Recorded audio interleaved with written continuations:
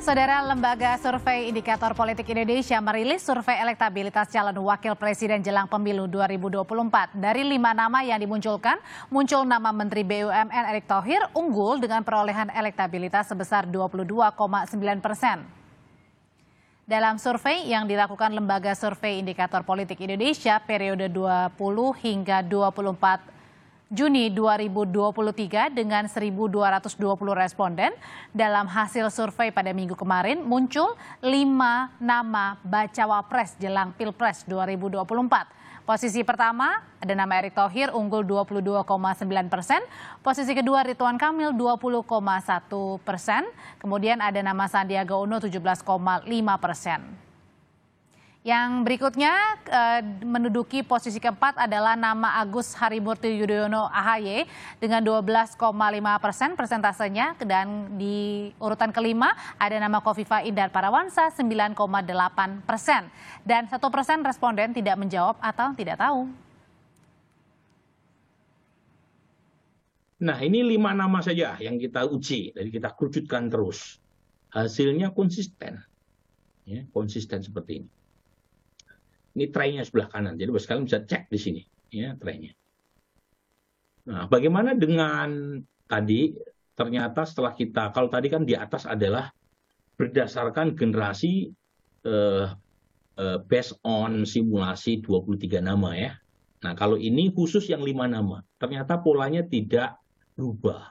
Ya. Erick lagi-lagi unggul di kelompok generasi muda, nih ya. Kemudian Kang Ridwan. Ketua DPP PDI Perjuangan Puan Maharani menyebut 5 nama bakal calon wakil presiden untuk Ganjar Pranowo. Siapa kira-kira yang paling mungkin dipilih Megawati Soekarno Putri? Erick Thohir, Sandiaga Uno, Andika Perkasa, AHY, atau mungkin Caimin? Kami bahas sore ini bersama dengan Yandri Susanto, Wakil Ketua Umum PAN, dan juga Adi Praitno, Direktur Eksekutif Parameter Politik Indonesia, dan juga ada Wasekjen P3 Rapi Herdiansyah. Sore Bapak-bapak. Sore, Assalamualaikum. Sore, Assalamualaikum warahmatullahi wabarakatuh. Waalaikumsalam. Saya mau ke Bang Yandri dulu nih, yang paling hot, yang paling panas belakangan, tadi pagi baru berlangsung adalah makan pagi.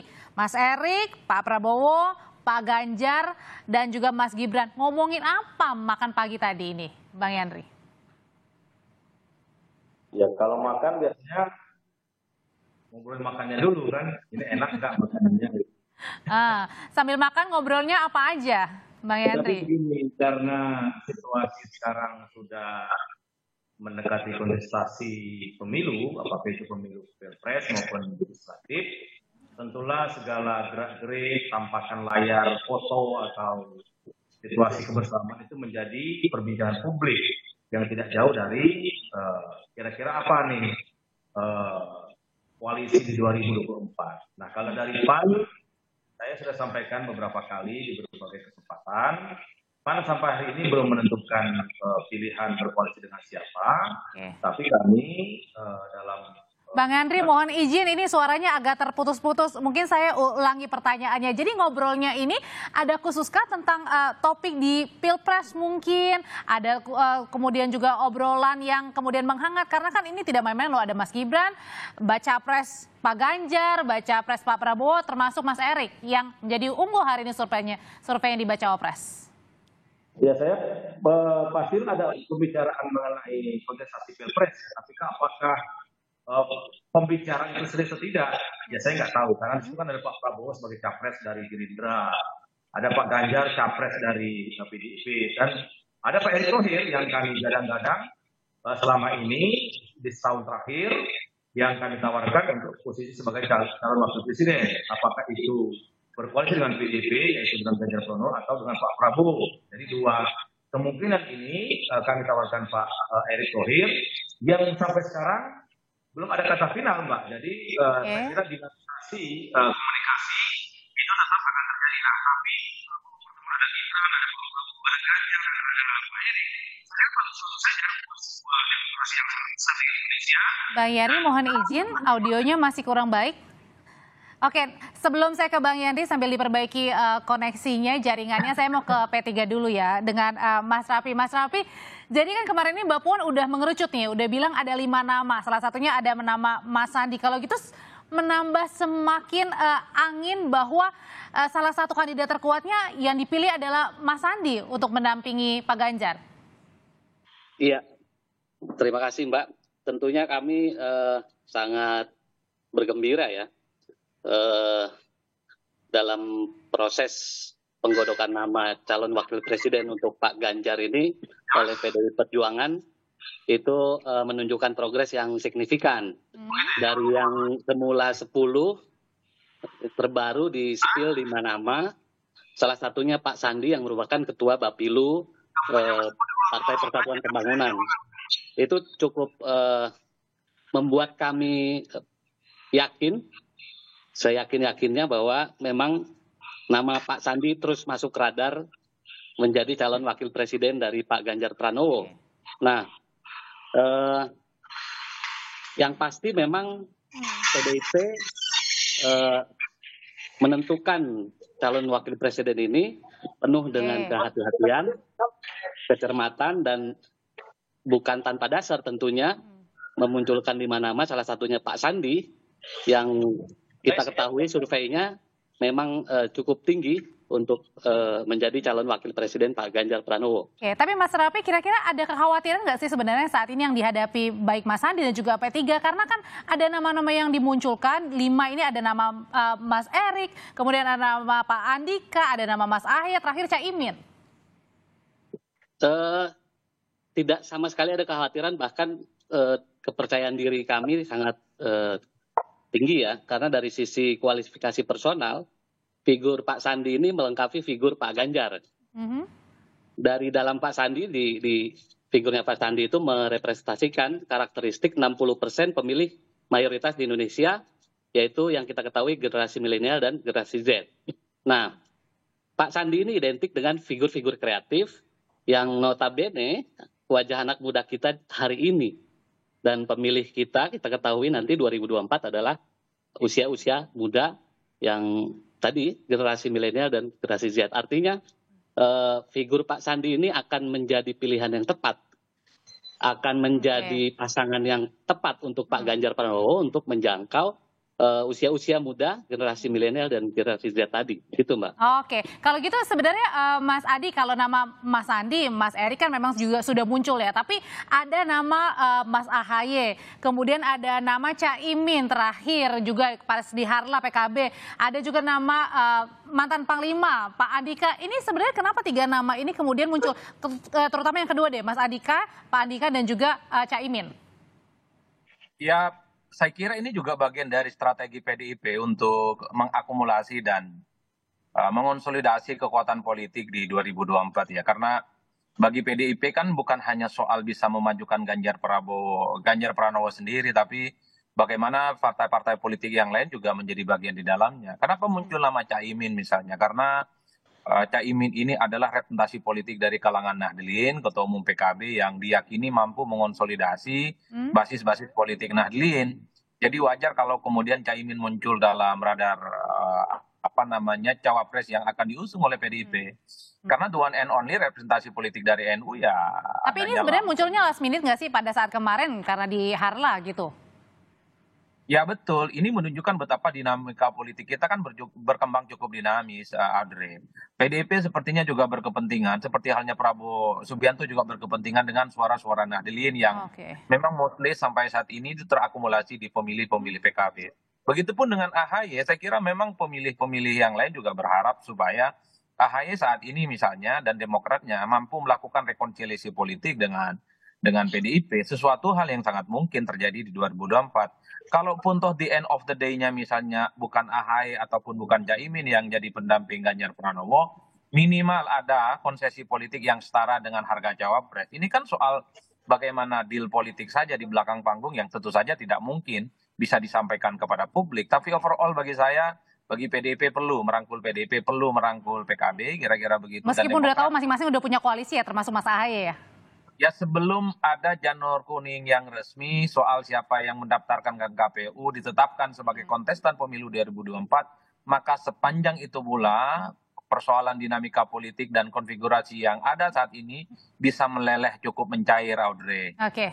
Nah, di antara 5 nama itu ada juga nama Mas Erick Thohir yang belakangan ini surveinya unggul di mana-mana, Bang Yandri. Nah, kalau kayak gitu sebenarnya dari Bang Erick sendiri, Mas Erick sendiri atau dari PAN sendiri sebenarnya tinggal milih atau masih menunggu nih kira-kira siapa yang paling kemudian dekat untuk menjadi bacawa pres, Pak Ganjar atau Pak Prabowo? Ya, kalau dari awal saya sampaikan, kalau Ganjar mau menang ya ambil Erik, kalau Prabowo mau menang ambil Erick Thohir. Dan sampai sekarang kata final itu belum ada, jadi dinamisasi komunikasi kepada para pihak, apakah itu dengan PDIP atau dengan Pak Prabowo di Gerindra, terus kami lakukan, kami matangkan. Tapi kami jujur sampai sekarang memang kata sepakatan belum ada. Tapi kami Jadi siapa cepat dia dapat gitu ya? Siapa cepat duluan? Aku yakin dengan survei Pak Erick Thohir yang setahun terakhir nggak pernah diperhitungkan, ya di bawah AHY, di bawah Sandiaga Uno, di bawah karena sekarang menyalip teratas hampir 23%. Artinya publik atau rakyat Indonesia sudah pintar, sudah cerdas. Sosok Pak Erick Thohir ini memang dibutuhkan dari publik ini. Ya dia bisa bekerja dengan baik, menangani yang rumit bisa terurai seperti sepak bola itu bisa menjadi dan lain sebagainya. Oleh karena itu kami berkeyakinan siapa yang ambil Erick Thohir itu bisa memenangkan kontestasi Pilpres di tahun 2024, apakah itu Ganjar atau Prabowo. Jadi pilihan tinggal 2, Pak. Jadi Prabowo Erick atau Ganjar Erick. Nah ini yang saya katakan di sebulan yang lalu, siapa yang cepat mengambil Erick ya kami berkoalisi dengan itu. Artinya kami sekarang menunggu komunikasi yang mendekati final sehingga nanti bisa didaftar ke KPU. Erick berpasangan dengan siapa? Apakah dengan Pak Prabowo atau dengan Pak Ganjar Pranowo? Gitu. Kalau perspektif P3 beda. Jadi suara penentu Pak Ganjar itu ya Pak Sandi. Gimana, Mas? Ya. Kalau perspektif P3 itu beda. Suara penentu Pak Sandi itu suara penentu Pak Ganjar. Tapi kenapa sekarang tawaran P3 itu nggak dikumpres gitu loh, ya kan?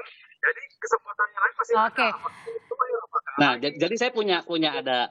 Tahan dulu Mas Raffi, Bang Yandri, nanti kita masih ada satu segmen lagi, tetap bersama kami di Kompas Petang. Tahan dulu Bapak-bapak, sebentar satu segmen lagi, kita jeda dulu sebentar. Saya punya rumus, nanti saya akan jelaskan. Oke, rumusannya usai jeda ya, tetap bersama kami. Sandi. Saya langsung ke P3 dengan Mas Raffi, Wasekjen P3. Mas Raffi, kalau belakangan kan ini Pak Erick sering nempel ya, sering dekat dengan Pak Jokowi dengan beberapa baca pres juga. Tapi kemudian kalau untuk Mas Sandi sendiri yang menjadi bacawa pres, salah satu kandidat terkuat, tapi kayaknya jarang ya, lebih banyak kan Mas Erick. Kenapa ini? Nah, kalau biasanya itu nggak melulu yang nampak itu, yang terlihat yang iya. Justru kalau bicara kode-kode politik itu kan nggak semuanya harus yang nampak. Ada juga yang tidak nampak, sama seperti kemarin muncul 5 nama bacawa pres oleh Pak Puan. Itu kan sebenarnya kode nama yang merupakan untuk Pak Sandi, untuk P3 ini sosok prioritas yang untuk mendampingi Pak Ganjar. Jadi tidak akan melangkah untuk... Ini namanya rumus otak-atik gatuk gitu. Jadi ada yang nampak, ada yang tidak nampak. Tetapi secara kode alam, kode politik itu secara jelas bisa dilihat juga gitu. Jadi nggak mesti yang selalu bersama itu yang Jadi artinya pasti. Strategi untuk mendekati bersama lebih sering dengan Pak Jokowi untuk mendapatkan efek begitu, itu tidak dilakukan Mas Sandi? Oh, kalau soal efek Pak Jokowi jelas tentu punya efek. Nah, kemudian Pak Sandi bukan tidak melakukan itu gitu. Tetapi mungkin ada momentum, ada cara-cara yang lain yang memang Pak Sandi P3 dengan Pak Sandi melakukan cara-cara yang bisa mendapatkan efek juga, semacam bentuk dukungan yang kuat dari Pak Jokowi, kira-kira seperti itu. Nah, tapi di luar bahasan itu, ini kan bukan bicara sekedar efek-efek saja, tapi ada tadi yang saya bilang, saya punya rumus yang rasional dan saintifik. Kenapa figur Pak Sandi memiliki nilai tambah bagi Pak Ganjar Pranowo dari sisi kualifikasi personal? Ya Pak Sandi identik dengan figur yang kreatif. Pak Sandi juga sosok yang mobile, memiliki mobilitas tinggi. Jadi bisa dibayangkan Mbak, dalam satu hari aja Pak Sandi bisa berkegiatan lebih dari 3 titik dengan energi. Tapi kan sama, Mas Erik juga seperti itu. Oh ya, tapi ada sisi-sisi kualifikasi yang lain yang memang bisa menjadi parameter kenapa Pak Sandi ini menjadi suara penentu untuk kemenangan Pak Ganjar Pranowo. Dan tadi rumusan ini juga tidak disetujui tadi sama PAN ya, karena Mas Erik bisa saja nanti justru bersama Pak Ganjar untuk bacawa pres mendamping, Bang Yandri. Ya, kalau kami kan berbeda dengan P3. P3 langsung berkoalisi dengan PDIP. Ketika kami datang ke PDIP, ya kami tawarkan Erick Thohir. Dan kami belum menyatakan berkoalisi dengan PDIP, walaupun saya sampaikan tadi, PAN itu tinggal 2 pilihannya, antara Pak Prabowo dengan Pak Ganjar. Dengan satu nama yang kami dorong yaitu Pak Erick Thohir. Jadi kita tunggu saja dinamisasi komunikasi antar elit partai, di mana kalau PAN itu sedang menyerahkan sepenuhnya pada Ketua Umum untuk menentukan arah koalisi.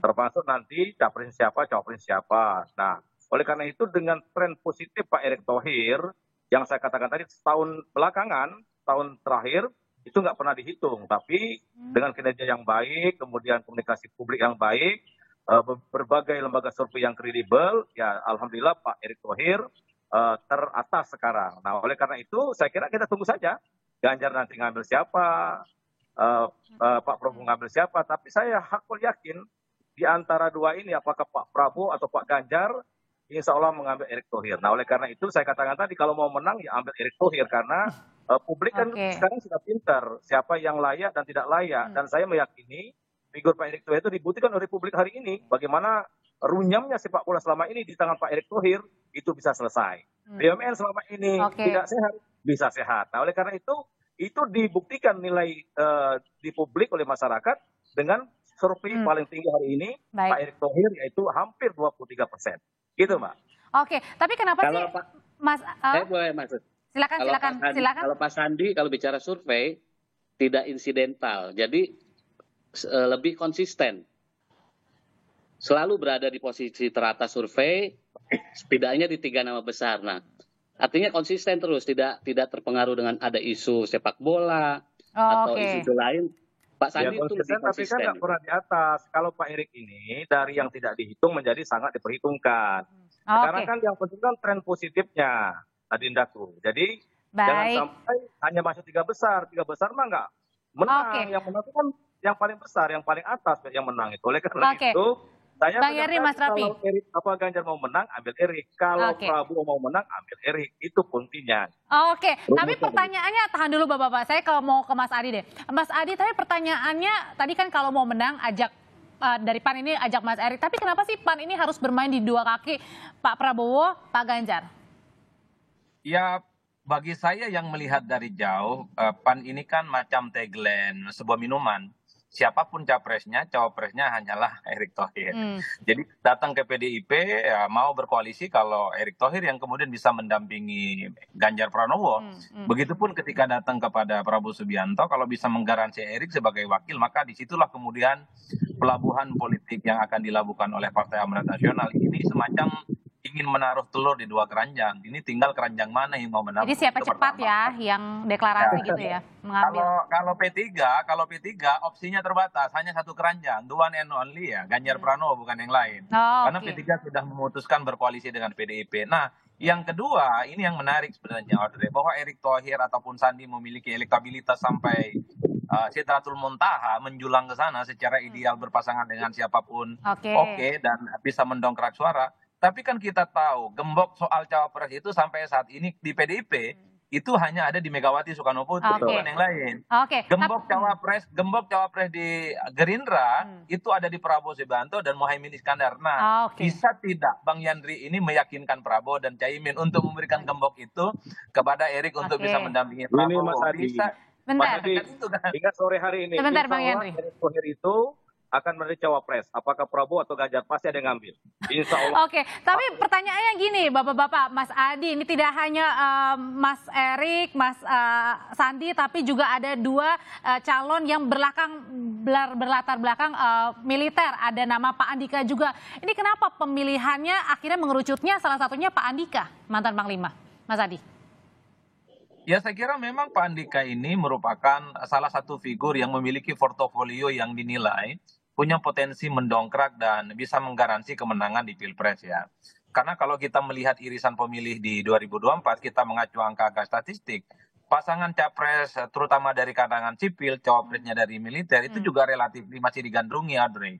Ini juga yang bisa menjelaskan kenapa AHY itu masuk dalam radar cawapres Ganjar Pranowo yang belakangan ini mulai disebut oleh Puan Maharani. Jadi ini sebagai bagian dari testing the water, semacam beauty contest sebenarnya, di mana partai-partai ini mencari portofolio ideal sebagai pendamping untuk memenangkan pertarungan politik. Bagi PAN nggak ada pilihan lagi ya, hanya Erick Thohir. Bagi P3 nggak ada pilihan lagi, hanyalah Sandiaga Uno. Tapi the end of the day-nya itu tadi, siapa yang bisa membukakan gembok posisi cawapres untuk masing-masing poros ini. Di PDIP itu ada Megawati, di Gerindra itu kunci gembok cawapresnya ada di Prabowo Subianto dan Muhaimin Iskandar. Itu sampai hari ini. Entah ke depan sehari dua hari ini mungkin Bang Yandri. Tapi nama Pak Andika ini bisa jadi menguat begitu daripada dibandingkan dengan cawapres yang lainnya seperti Mas Erik dan Mas Andi kan baru dapat KTA nih dari PDP.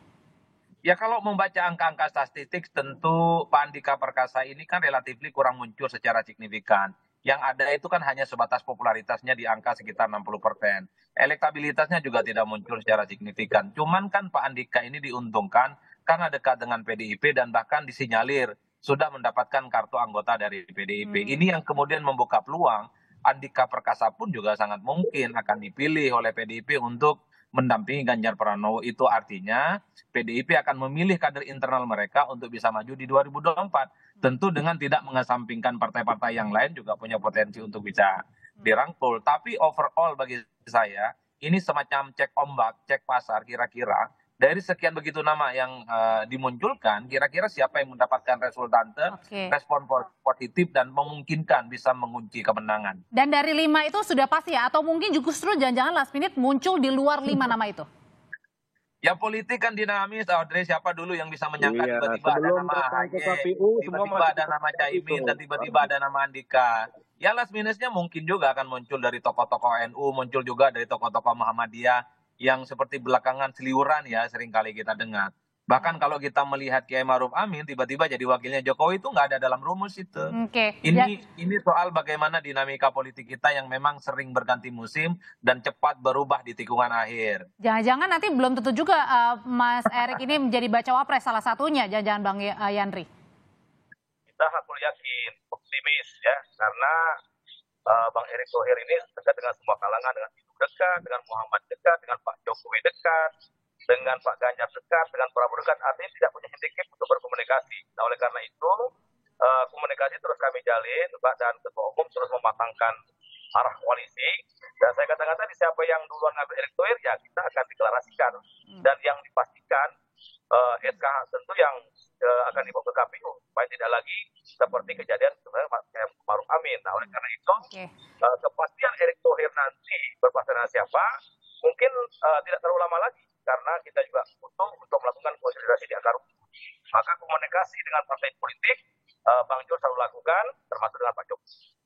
Kalau untuk Mas Andi sendiri, Mas Rapi, kemudian apa untuk mengejar untuk bisa unggul lagi nih surveinya? Karena kan tadi tidak main-main ya, 4 pesaingnya begitu untuk bisa unggul memenangkan hati Bu Mega juga. Mas Rapi? Silakan Mas Rapi, belum di-unmute. Oh oke. Suaranya hilang ya Mbak? Ya aman ini Mas, silakan. Oke, jadi kalau bicara kerjasama politik, terus soal siapa yang dipilih ini juga kan kita melihat irisan-irisan. Kalau bicara 5 tadi nama, irisan Pak Sandi, P3 sudah punya irisan dengan PDI Perjuangan, artinya koalisi atau kerjasama. Nah, tentu PDIP Perjuangan sebagai partai politik yang mengusung Pak Ganjar sebagai calon presiden juga sebagai partai politik yang mengedepankan nilai-nilai kebangsaan tentu akan melihat nilai irisan-irisan yang itu tadi secara etika, secara ini sudah punya kerjasama dengan partai mana. Nah, kalau bicara Pak Erick Thohir yang hari ini oleh PAN dan juga sedang berkomunikasi dengan Pak Prabowo, secara resmi belum punya kerjasama dengan PDI Perjuangan. Jadi kalau kita bicara head to head antara Pak Erick dengan Pak Sandi. Karena P3 Singkat Bang Yandri. PDIP tidak merasa cukup dengan P3 saja, mungkin perlu menarik partai lain, termasuk partai PAN mungkin, ya kan? Baik. Karena dianggap itu dengan P3 nggak cukup, tarik PAN. Tapi saya bilang kalau mau PAN, Erick Thohir. Oke. Ya, tetapi secara positifnya. Mohon maaf Bapak-Bapak, saya harus potong karena waktunya terbatas, tapi kita nanti akan ada di lain kesempatan, kita akan berdiskusi bersama. Terima kasih Bang Yandri, Mas Adi, Mas Raffi, sehat selalu. Oke, terima kasih. Assalamualaikum warahmatullahi wabarakatuh.